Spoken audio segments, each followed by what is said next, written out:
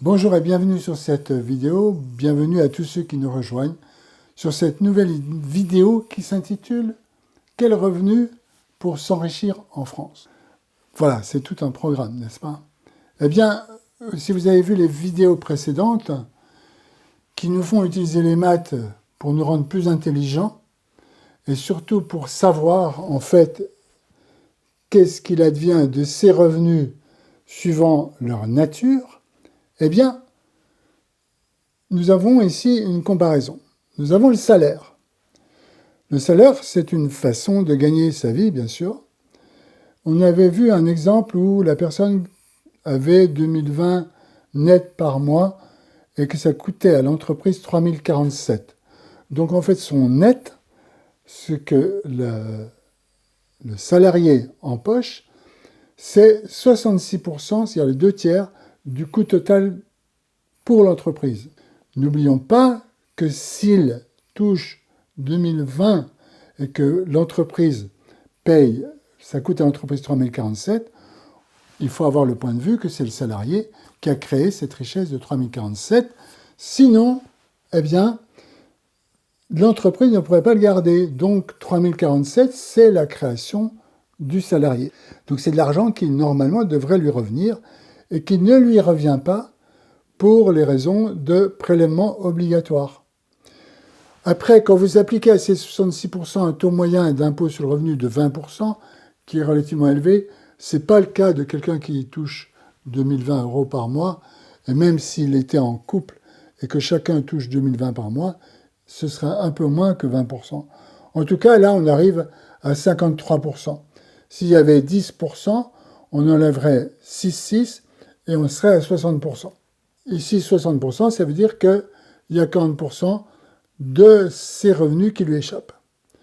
Maintenant, passons maintenant à l'impôt sur le revenu, qui est la barrière mentale, une barrière mentale phénoménale. Ici, on peut dire que sur le salaire, il y en a une autre. Ça crée une barrière mentale, ça crée une barrière entre les gens qui vivent l'entreprise, parce que le salarié voit le salaire net, il voit moins ce qu'il coûte à l'entreprise. Il voit moins le vrai salaire qui est de 3047.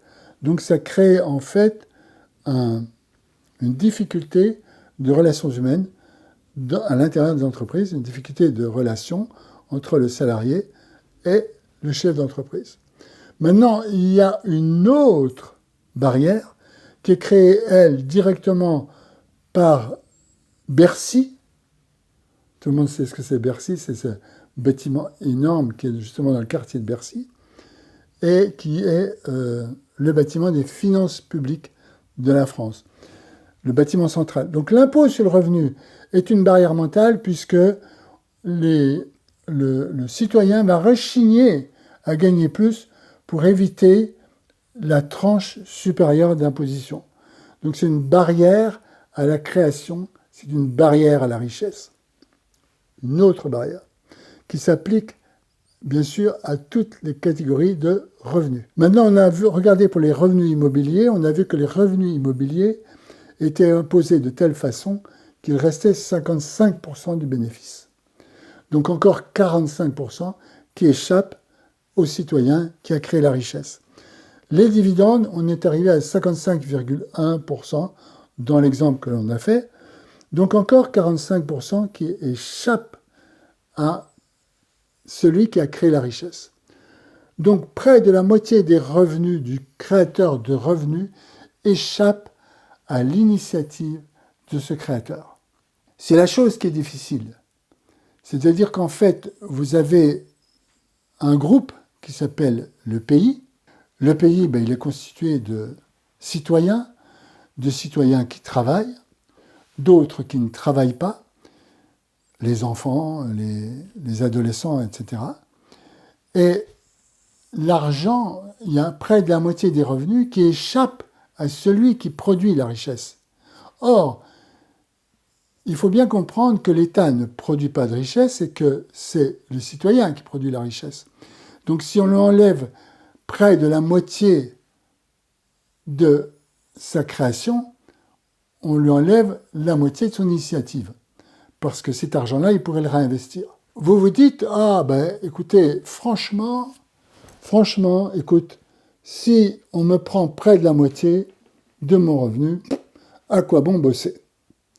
Et on voit fleurir partout un tas de coachs, on va dire, qui prônent le non-travail ou qui prônent une façon de gagner rapidement de l'argent et beaucoup d'argent sans trop travailler. Vous voyez, on les voit souvent sur fond d'une plage bleue immense avec des palmiers en train de dire maintenant, moi, je suis au chaud, je suis bien, j'ai plein de choses. Non, l'état d'esprit n'est pas celui-là. L'état d'esprit que moi, qui m'a animé tout le temps, ça a été de considérer que les 45%, c'était le loyer pour habiter en France. C'est une vue de l'esprit, n'est-ce pas? Mais c'est intéressant, c'est juste un loyer, c'est une charge.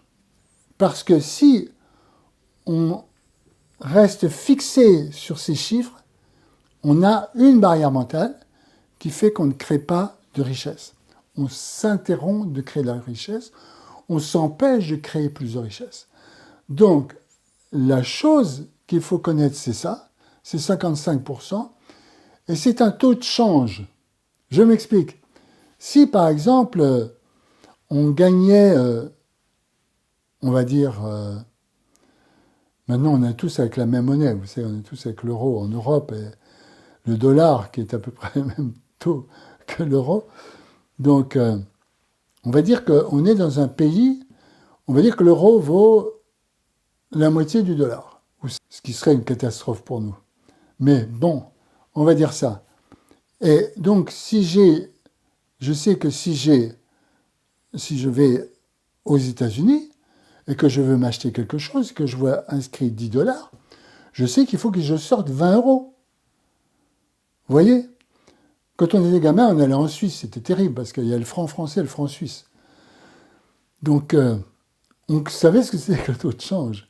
On trouvait ça cher. D'ailleurs, c'est toujours cher. Mais on connaissait le taux de change, je ne sais plus du tout, aucune idée de ce que c'était, mais on pourrait imaginer qu'il fallait donner 2 francs français pour avoir un franc suisse.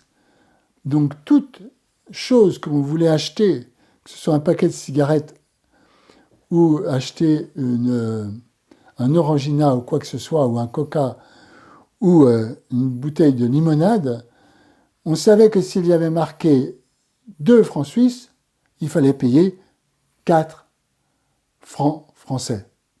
C'est le taux de change.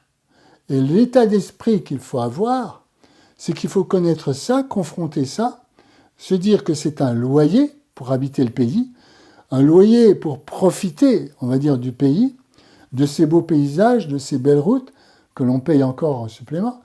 Mais il faut avoir cet esprit-là. Il faut avoir l'esprit léger pour créer plus de richesse et donc se dire simplement qu'il y a un taux de change, que ce taux de change, c'est 0,55, c'est-à-dire, je vous donne, si je veux gagner 1000 euros dans ma poche, eh ben je fais 1000 euros divisé par 0,55. Il faut avoir rentré 1818 euros de bénéfices. C'est tout. Soit de bénéfices immobiliers, soit de dividendes, soit de salaire.